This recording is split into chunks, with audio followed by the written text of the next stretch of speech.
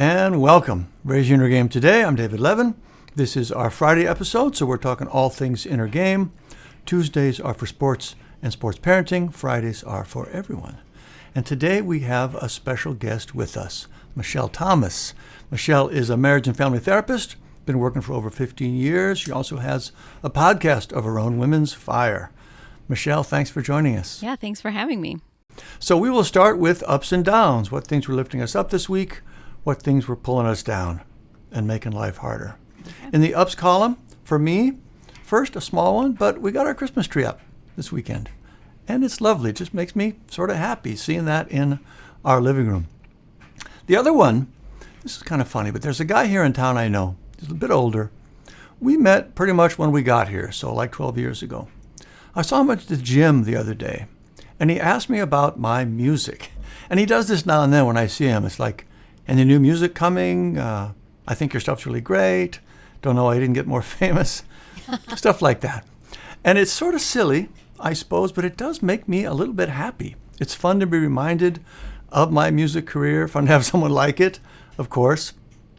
Beyond that, it's just really nice to have someone give you a compliment, and you really remember it. Years ago, back when I was waiting tables, it was like 30 years ago, I still remember one day there was this older woman came up and said to me, "You have such wonderful posture." I laughed because I actually don't have great posture, but it didn't matter. I still remember that 30 years later. It's really something. And I think worth remembering too. Words matter. People remember the things you say. You can really light up someone's day with a genuine compliment. So those are my ups for this week, our Christmas tree, and my friend asked me about my music. So Michelle, how about you? What made you happy this week? Mine is also holiday themed. My up is that we started our family activity advent calendar, which is something I started years ago. I was a homeschool mom for a long time, and a friend of mine did this with her children. So every day there's a new activity, and the activity might be making snowflakes or having popcorn and hot chocolate with the movie or having a fire outside with marshmallows, something like that. And so as my kids have gotten older, it's definitely been modified over the years, and now they go to school. We're not homeschooling anymore, but it always reminds me of the crafty, fun, like homeschool mom side of myself, and everyone looks forward to it every year. So that's been a highlight this last week, is getting to do all those, seeing all the excitement in the kids when they find out what the activity is. Today was making cookies, so. That's a great idea. We've had advent calendars off and on over the years, but I've never heard of an activity one. It's always, a little piece of chocolate, or we had a couple of years where they had Lego advent calendars. Those are pretty cool. But activity, that's really a nice idea. Yes. Well, we have all of those as well, and I'll get to that later in this segment. All right, so that's the ups. Yep. Now the downs. For me, sort of sticking with my music theme, I guess. And it was kind of surprising to me, but it was Christine McVie. I'm not even sure why. I wasn't a huge fan of Fleetwood Mac, although I did really love an album she did recently with Lindsey Buckingham. But now and then, someone does pass, and it hits you a little bit, and for some reason hers did. It struck me as sort of sad. Yeah. Not a big thing, but I noticed it, so that's mine. How about for you? All right, so my down is along the same lines of all the advent calendars and feeling like I'm not sure that I'm doing this right, because as I mentioned, we have a Lego, right? My mom got my son a Harry Potter Lego advent calendar. I also had sewed some advent calendars for my kids a few years back with little pockets, and they also have a chocolate one where like there's a little chocolate every day from like a store, that they have. So it feels like it's gotten a little out of hand, where the very first day of Advent, my two youngest kids, I have 4 children. They are 5, 10, 13, and 15, almost 16. So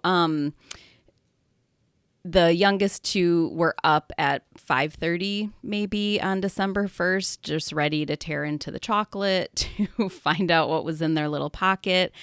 And that is starting to feel like, have I overdone it? Because, when they were little, it was kind of cute. Like they had a little chocolate thing, and then they had the family activities. But then I had wanted to, when I was growing up, I had a little advent calendar that my aunt made for me that I used every year. And I kind of wanted my kids to have something like that. So I made them these calendars. And then I'm like, what do I put in there? So then it's like, oh, you're buying all these extra things for each of them. And so now they do the whole round, right? Every morning is like first the chocolate, then they pick, the pocket, and then they open the Harry Potter one, and then they find out what the activity is. And I'm like, this is feeling like a bit much, but also I don't think I can take anything away. And it just has me questioning, like, am I doing this right? This anticipation seems to be getting out of hand.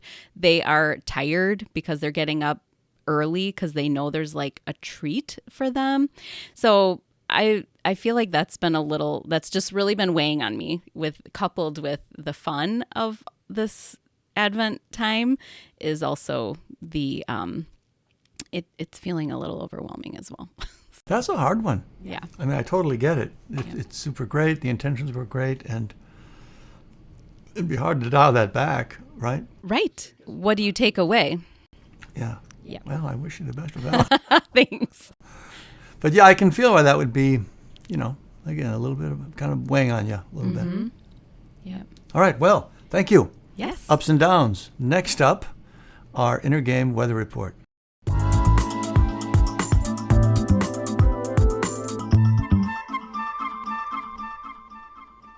All right, our inner game weather report. How's your inner game today, your inner gravity, and what does the coming week look like?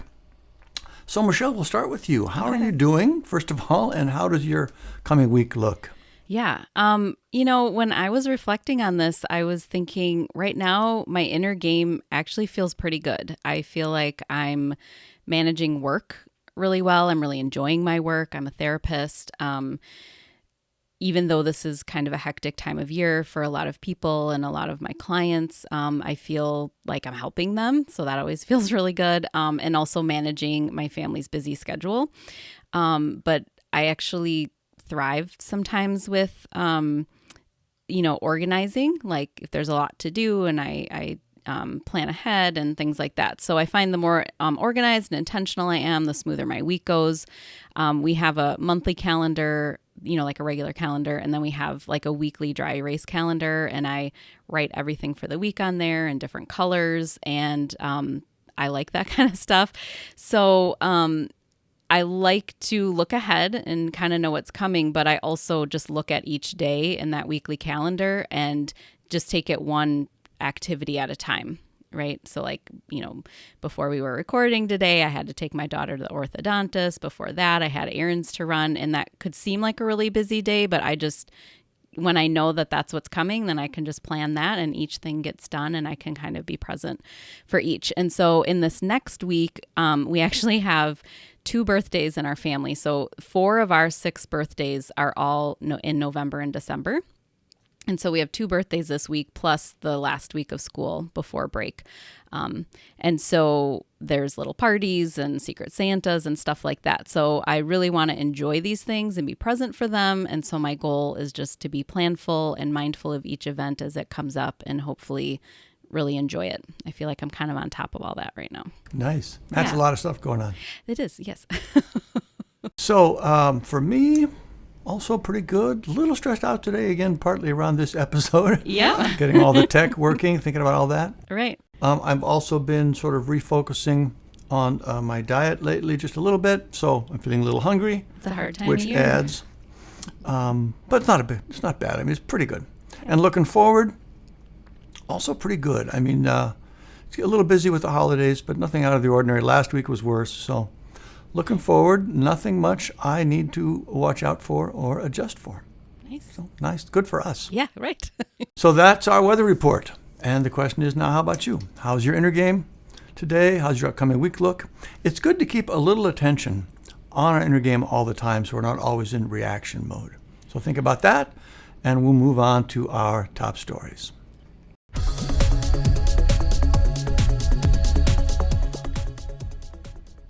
All right, top stories.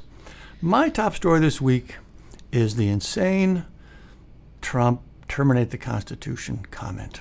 I'm honestly not sure what to say. On the one hand, it's arguably the most outrageous and dangerous thing he's ever said. He's actually saying we should ignore the Constitution so he can be put back in office with the sworn duty, above all else, of protecting the Constitution.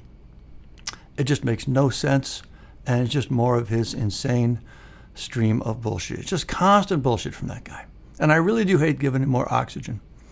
But the danger is that the things he says, even if he doesn't really believe them, or hasn't thought them through, or doesn't and would never have the power to actually do them, is that his comments give permission to all the crazy people in the country who would like to try to suspend the Constitution and would argue that they have the right to do that. And January 6th was the perfect example.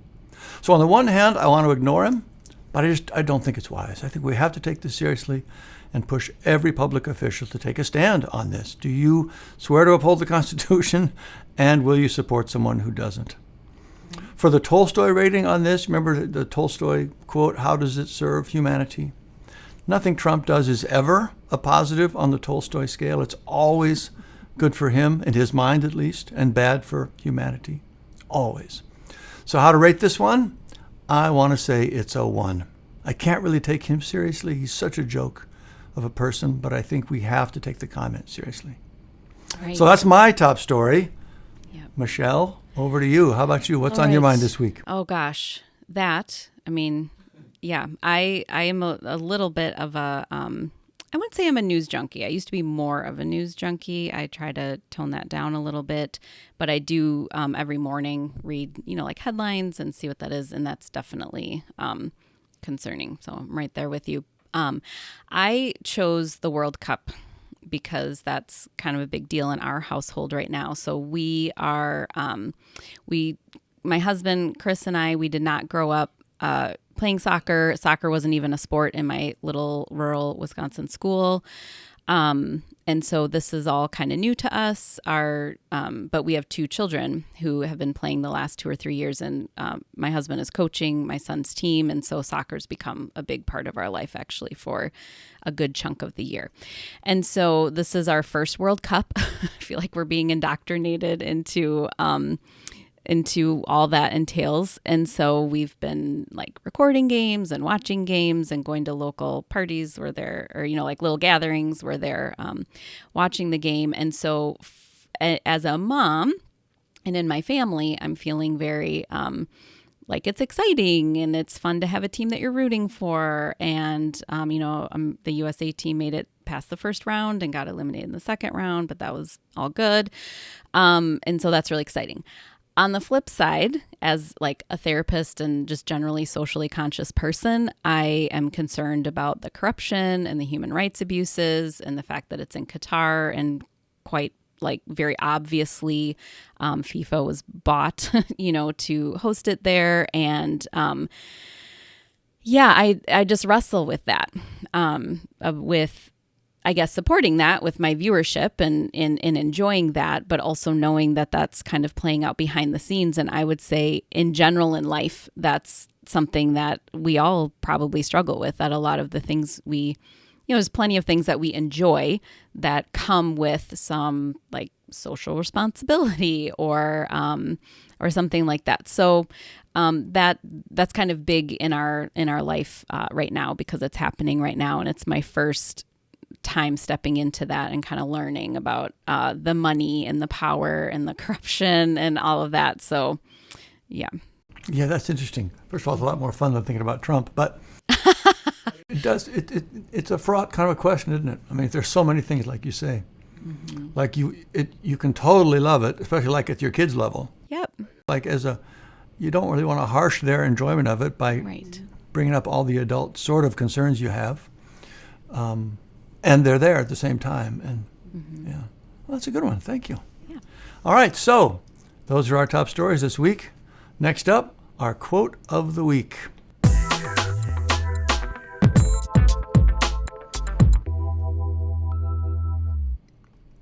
All right, Michelle, I will give you the honor this week. Okay. Do you have a quote for us you'd like to share? I know you do. Yeah, I do. So a quote that I read this week that I really like is, it is, Celebrate your successes and failures. Both took great courage. And that was actually on a yogi tea tag, which I always enjoy the wisdom passed on. But that really hit me when I read that. It can be really difficult to remember that even failing takes courage, because it's in the trying and the stepping outside of your comfort zone that's the part that's courageous, no matter what the outcome. And it should be celebrated that you're being courageous no matter what. So, celebrate your successes and failures. Both took great courage. Yeah, I love that. I think, like courage, it might be the thing to celebrate more than any other. Yeah. I don't remember who said this, but it was like, of all the traits or all the, there's some word I can't think of right now for things we aspire to, traits we aspire to. Yeah. Courage is the most important because, like the other ones would be honesty and fairness and all that kind of thing. Because without courage, none of those happen, Right. I think that's really true. And also, I like, how do I say this? I like normalizing that failure is okay. Yes. Because again, we can really talk ourselves out of trying things just because we're afraid of that. And it's natural, Right. of course, to be afraid of failing. I feel that, I want to say that's a pretty common theme in my dreams. There's some sort of major mortifying failure I deal with pretty much every night during my dreams. So it's built into us. Right. But fear of failure, it's really the wrong thing to fear. If you're going to get anything done, just be happy or whatever, I think. So that's a great one. I think in general, it would be nice if there were more stories told about failure. Yeah. Right. Like we always hear the stories of the times that it worked out. Yeah. Someone invented something, someone did something great. And it'd be nice to acknowledge, times when it didn't work out. Yeah. But the trying was really important. So This isn't quite failure, but it reminds me of something else I've heard. I think the topic was traveling, but it applies to other things, which is basically the times when things go bad are when you get stories. The only stories we tell, like at parties or with friends, are when something really terrible happened. Hopefully not like, truly terrible, like went to the hospital. But even then, something went wrong, you went to the hospital. That's the story you tell. You don't tell the story about how everything went great and nothing really surprising happened. So even if just that's the level, you want something to talk about. Yeah. I think we learn more from other people and we connect more over attempts and failures than we do. We can't relate to all the people who've just been successful their whole lives, which doesn't really exist anyways. Yeah. So. And it's just at a pure story level. It's just not interesting. There's no, right. As a writer, right? There's always, well, what's the barrier? What's the struggle? What's the risk and all that? So if it's just like, well, I wanted to do this and I went and I did it and it was great. That's not a story. Right. We're not drawn to it. Anyway, we don't do these things only because we want the stories, but right. one more reason to not fear it, I guess, because you'll end up with stuff to talk about. All right. Beautiful. Thank you. That's our quote this week. Celebrate your successes and failures. Both took great courage. All right. Next up, raise your outer game.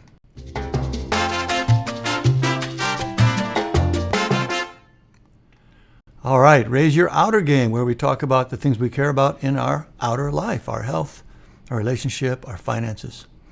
And this week, we're going to talk about family and parenting because we finally have an actual expert with us to talk about it. So, Michelle, I will let you lead on this. What would you like to talk about this week? Right. So, keeping with the holiday theme, because that's what we're dealing with this month for sure, is I thought I would hit on parenting can be really difficult this time of year. There's a lot of extra stuff in the schedule. There's little parties, or maybe there's concerts or programs or events, festivals. Solstice is coming up. I've already been invited to a solstice fire. We're thinking about hosting our own, where there's just a lot going on. So I was thinking about, it can be hard to stay present and really enjoy these things if you feel like you're being rushed around and your kids are whiny and, there's a lot of sugar this time of year and cookies and gingerbread houses and whatnot. So I thought it would be I think it's really important to keep boundaries and structure because that is actually what allows for fun in a family. If without the boundaries and the structure, then everything's kind of going haywire, and kids are eating at odd times. And like I said, there's probably more sugar than typically that they would eat. Bedtimes are off. Like I said, my kids already are like getting up earlier than normal because they're excited about their Advent calendars and whatnot.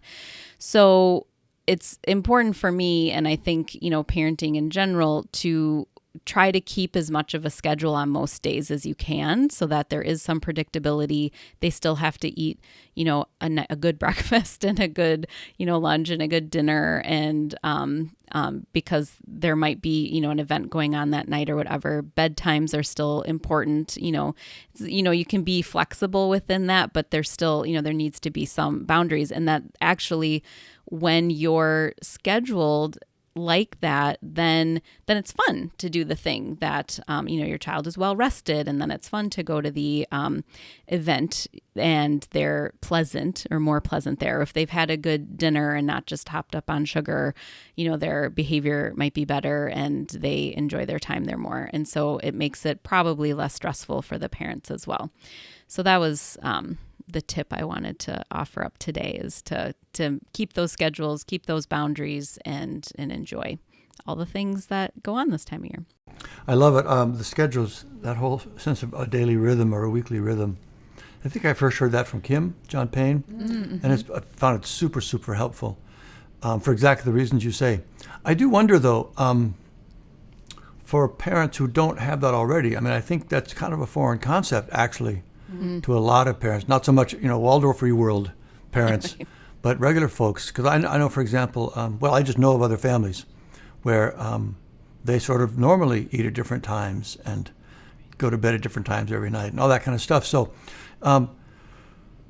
if you have a family who maybe doesn't have those kind of rhythms in general yet, is there a particular thing you suggest to start? Or maybe like even just during this holiday season, is there something specific they might try just to help them keep some sort of sense of, bearings during this time? Yeah, I'm a big fan of starting that. I think it's important that the parents lead, that the parents are leading the schedule. And I've definitely heard a tip. I think it's a good one that, the parents should be up before the children so that they're kind of up and ready, or at least up and like tending to things before the children wake up. And, I'm a fan of, setting an alarm clock if you have to, and really deciding what do you want? Because I would say if you're a family without structure, and I suppose this depends. Now, when we were homeschooling, we did not have as rigid of a structure because we didn't have to be anywhere at any particular time. We could kind of go with the flow, but we had rhythm to our day, right? At some point, everyone has to be up. We are eating breakfast. We get dressed. We play. We have a snack or whatever. Like our days kind of rolled out. Children's brains really need that. Just for development, they need to have predictability. They need to have, in the Waldorf, we might call like in breath and out breath, of kind of expansion and contraction, that they're playing and running around, but then they do something quiet and take like some time to rest and whatnot. So in general, your whole family will generally run a little more smoothly if the parents take the leadership role of providing some sort of rhythm for their children. And so, like I said, that can be setting an alarm. It can be, I used to write out, like, we get up, we get breakfast, we get dressed, play, have a snack or whatever, and kind of let the kids know where we are in our day. And the time isn't as important as the rhythm, I would say. Yeah. Now, obviously, if your kids are going to school, you have to be there at a certain time, and it's just goes a lot easier if you if everyone's up and you have a rhythm to your morning and you're not rushing at the end. So yeah. One of the things we've been really fortunate. We've been able to do this from the beginning, pretty much. And our kids are 14 and 18 now. Is just almost always having dinner together. And it's like you say, it's not always at the same time.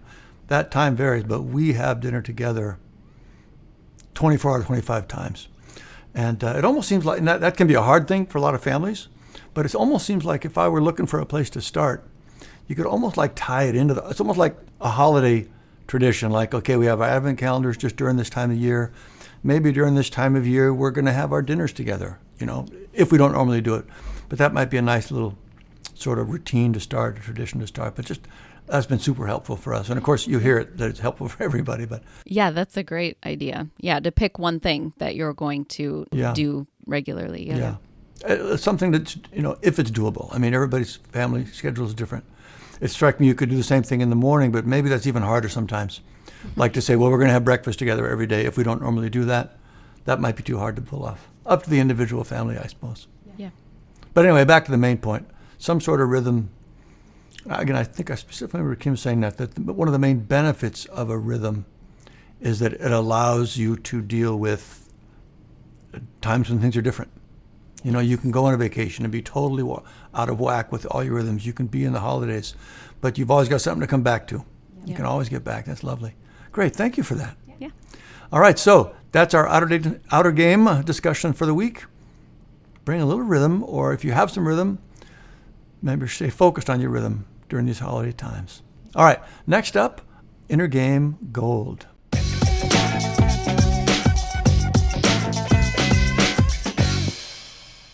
Inner game gold. These are the ideas, the concepts I come back to over and over to help me stay on track. And Michelle, people have been hearing a lot of me these past few weeks, so I would love to hear if you have something like this, some core idea that helps you, again, stay focused, be your better self.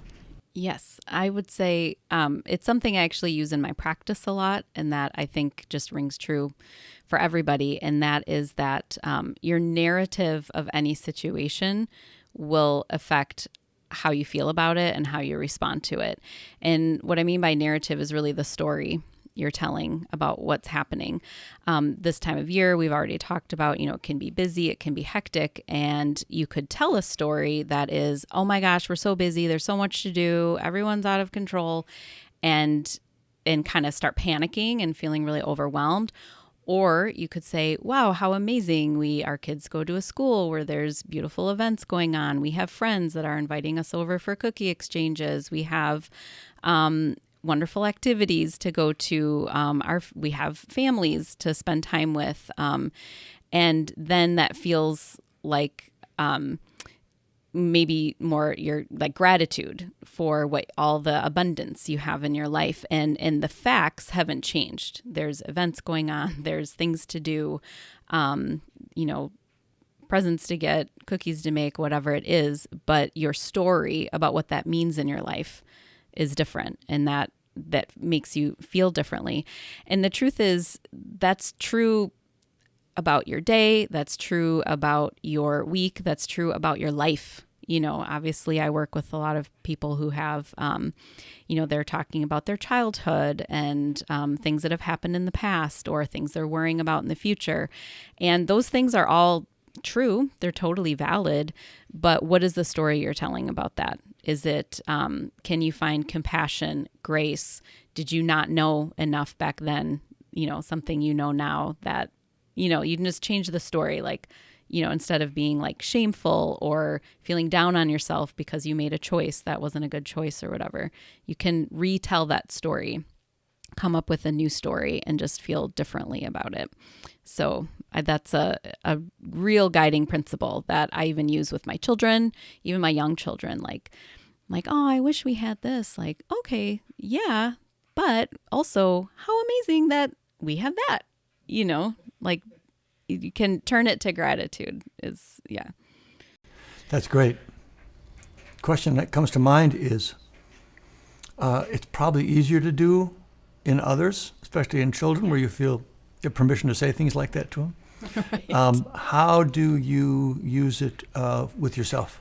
How do you, what helps you recognize that you're telling a story that's not helpful and help you have the self-awareness to turn that around? Right. Yeah, I would say when I'm feeling particularly, like, let's say I'm anxious about something. I mean, it's usually, right, like negative stories that we're telling ourselves that aren't helpful, that lead to anxiety or some sort of, depression or feeling upset about something. Maybe you're angry, maybe you're frustrated, whatever. And so for me, it's important to notice, that, okay, I'm feeling this way, but also what is the story I'm telling about it? I'm making assumptions usually about, an incident that, it could be as simple as, like an interaction at the grocery store. And you're like, oh, you feel like offended, or I don't know. Yeah. And so to realize what story you're telling. I'm telling a story that this person was rude to me, or they're inconsiderate, or whatever, instead of, gosh, I have no idea what was going on for that person. Is there ever a time I've been short with somebody or impatient? Or, of course, what other story can I tell? Can I give that person grace for having a bad day, or saying something that I was like, don't they know this? Well, no, maybe they don't know that. And so for me, I'm pretty good at noticing, I guess first I notice what we would call in therapy the trigger, like I'm having some sort of emotional reaction to something, and then realizing, okay, what is this touching on? What is the story I'm telling about that? And can there be a different story to tell? And that option is anything, you could spin, whatever. And I think what's interesting about that is that there isn't as much truth in our lives as we think there is, right? We really run our lives a lot on assumptions, on a story that we're telling, and then we're looking for things that fit into that story that we've already told about something, whether it be about like an institution or a person or whatever. And so once we start seeing life like that, like, oh, I'm just telling myself a bunch of stories about who my family is, who my parents are, who my partner is, we realize, oh, we could actually just be telling a different story about these things and feel a lot better about it. Yeah, that's super great. It does strike me. It takes, like you say, you're trained in this, and you do kind of get used to it, but it does take a certain level of self-awareness. Absolutely. To see yourself reacting a certain way and have that be a flag for you. Oh, I'm in that state right now. Yes. And then to have you go, okay, so what am I assuming about this? Also a certain amount of additional self-regulation, because depending on the story, we can get attached to them. It can, even though it's negative, our actual state is probably objectively negative. It can feel good. We can be attached to that feeling of righteousness and correctness and, being aggrieved. I'm thinking of one. I'm not always good at this, but one does come to mind. It's almost more of a joke for us, but like you're driving along, somebody kind of blows through a stop sign in front of you. And of course, my first reaction is, what's wrong with you? But then I think, oh, they're probably just in a hurry, or they just have to go to the bathroom.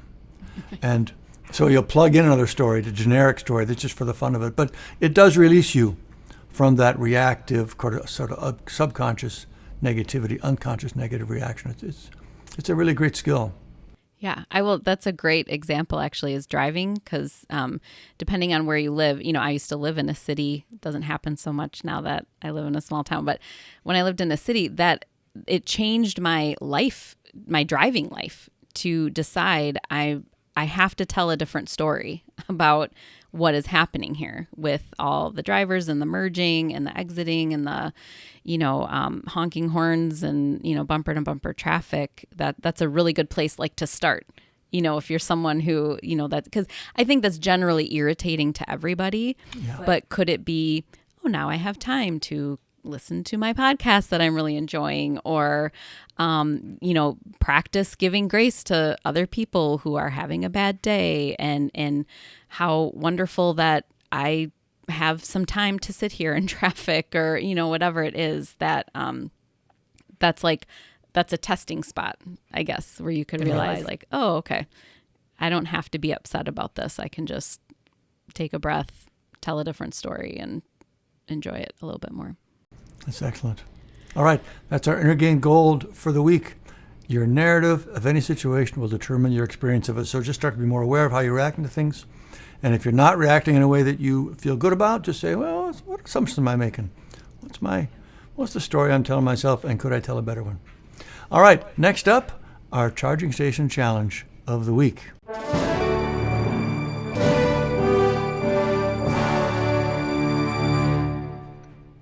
All right, our charging station challenge. So last week we reflected on our thoughts and habits around money. It's a very interesting and important topic. I hope that was helpful. This week I want you to basically do a daily check-in with yourself, just like the inner game weather report we did earlier, and I've been doing in all these episodes. It's probably best in the morning. Your life, your rhythm will tell you when that works best for you. But the idea is just take 5 minutes, probably write in a journal of some kind. I do this in a Pages doc on my Mac. And just check in. How am I doing this morning? How was yesterday? What's the day ahead look like? I do this pretty much every day, and it's just really helpful. Again, just a quick check-in. Look ahead at your day, as many days of the next 7 you can. As always, I will post this in the charging station community. If you're not in the community yet, just click the link in the notes. Register for the Mental Game Starter Kit. That gets you into the community. You can go straight to the challenge. It's one of the first things you see there when you log in. But that's it for the challenge this week. Just as much as you can this week, give yourself a few minutes in the morning to check in. How are we going? How are things going? And how's the day look? Michelle, I was curious to ask you, do you do things like this personally? I think you might have mentioned it already. And also, do you recommend this kind of thing for the parents you work with? Yeah, I don't do it as regularly as I would probably should and would like to. I tend to, I would say, go to it in moments of stress, like as far as like journaling and reflecting. And then like if you were just to read my journal, be like, wow, what a tumultuous mental space this woman has.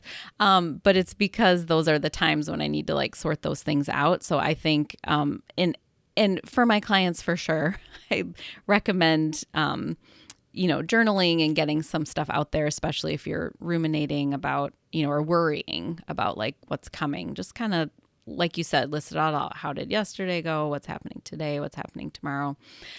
Super, super good skill. I personally do not use it as much as I probably should. And, that's just life. Like so many things. Yes. I kind of come and go with it too. And the one distinction I make is that, and maybe that's because it's such a short daily thing. It makes it easier to do because it's daily. But I don't reflect too deep. Typically if you look at my stuff, it's a paragraph. It really is just sort of high level. Like I said, how am I feeling right now? How things go yesterday? What do I think will happen today? I don't use it to go do a lot more deeper kind of reflection. I mean, I can sometimes. Some of them are longer. But that daily check-in has its own sort of value. I guess I'd say too, I guess the flip side of that, if I were encouraging people to do it, I would want to separate those two things from them, because the point of it is not to, you only want to do it when you got stuff to work through. The point is, just like I said earlier in the weather report, is it's just super helpful in general to build up this sort of extra little level of awareness. Not just how's my list going, how the kids doing, what's getting done, but how am I doing, And when you're always putting a little attention on that, it just helps everything go more smoothly. I think it helps you stay more regulated, stay where you want to be, preempt's not quite the right word, be ready for things as they come up. So that's kind of part of it for me too, is just to kind of get you in the habit of paying a little bit of attention on a regular basis. I think too, if you're doing it daily, then each one is not so, I don't want to say significant, but right, like as far as going into detail, if it's a regular practice, it doesn't have to be, because you literally just wrote about today, yesterday, or you know what I mean? Like you're linking up these past, present, futures together, and it's more about practice over time than just each individual check-in, I would say. That's exactly right. Yeah. All right. That is our charging station challenge. Again, check into the community. You don't have to do it in the community, but it's always nice to do these things together, and there'll be other people in there, and you can kind of share your experiences and all that. So I will see you there. Next up, highly recommended.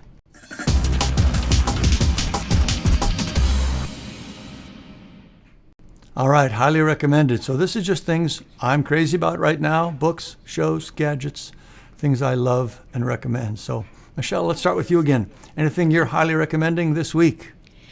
Yes. So there's a documentary on Netflix. It's called Stutz, and it is a documentary by Jonah Hill, the actor and comedian. And he started therapy about 5 years ago. and the documentary is about his therapist. And there's a lot of things that I find fascinating about it, but his therapist is really funny. He's kind of quirky. He has these tools that I had never heard. I actually hadn't heard of this man. Philip Stutz is his name. And he has tools and teaches clients to help them live a happier, more fulfilling life. But it's also really about these two men and their relationship that has developed over time. And they talk about their grief, their depression, their childhood traumas together. And, it's not very often that we see, especially two men, being really vulnerable about their life experiences and what's been really hard in their depression. And the tools are really interesting. I don't know enough about them to use them with my clients yet, but there's some language in there and some he calls them tools that I think are just beneficial for everybody. It really, his philosophy as a therapist is about not just listening and like asking questions, but really advising and offering tools and saying, okay, try this. You don't like this. Here's, between now and our next appointment, do this, which I'm a big fan of, is about action. But it also is like really heartwarming and touching and real. And I think, I'm a therapist, so I love that kind of stuff, but it's really for everybody. And it was really refreshing to see. So that's my recommendation. Lovely. Stutz on Netflix, you say? Yep. For me, I want to talk about one of my favorite things, and I'm reminded of it every winter, which is the upside down fire. I got this from Tim Ferriss, who got it from someone else, I don't remember. And I'll link to his blog post about it in the show notes so you can get all the details. But the basic idea is, rather than the way we've always built fires, you start with some kindling, you get a little fire going, then you add bigger and bigger pieces until you get the big fire you want. In this case, and that's why it's called this, you basically build it upside down. You put the big logs down first, then the medium-sized logs, then you put the kindling on top of that and some paper. I add some fire starter sticks on top of that. And that's it. You light it, you forget it, it burns all the way down every time. No adding logs, no tending it all the time. It's crazy, the difference of this thing. And I know that this is another in my long line of first world problems. But when you have a fireplace and it gets cold like it does here, you want to be able to have a fire now and then. And we literally could not do that before we learned about the upside down fire. For some reason, we always had trouble with fires. It'd get really smoky in the house, like all over the house. For days after, I couldn't even be in the living room because the sooty smell was so strong. We actually thought there was something wrong with our fireplace and chimney and had been, seriously thinking about replacing it with a gas insert. But now, all of that is gone. We have lovely fires whenever we want. It's so easy. You literally light it and forget it, and it burns beautifully for a couple of hours. Also burns super hot, so it's easy to clean up. It's just ash. Anyway, super highly recommended. Say, this sounds life-changing. It's incredible. It's embarrassing to have it be so incredible, but it really, really is. Now, one thing I'll say, just a little clarification. We don't build fires as big as Tim talks about in the blog. He has like 3 full layers, and it was just too hot for us. We just used 2, and the layers are basically the same size. I think we probably use more, kindling and paper and fire starter than he recommends. I think his fires are probably better for much bigger fireplaces or even outdoors, but the basic idea is still there, and you should be able to adapt it however you need. So anyway, that is my highly recommended and our highly recommended. And that's it for today's episode. Michelle, thank you so much for co-hosting today. Yeah, thanks for having me. Great to have you. Tell people how to find your podcast and how to get hold of you if they want to do that. Sure.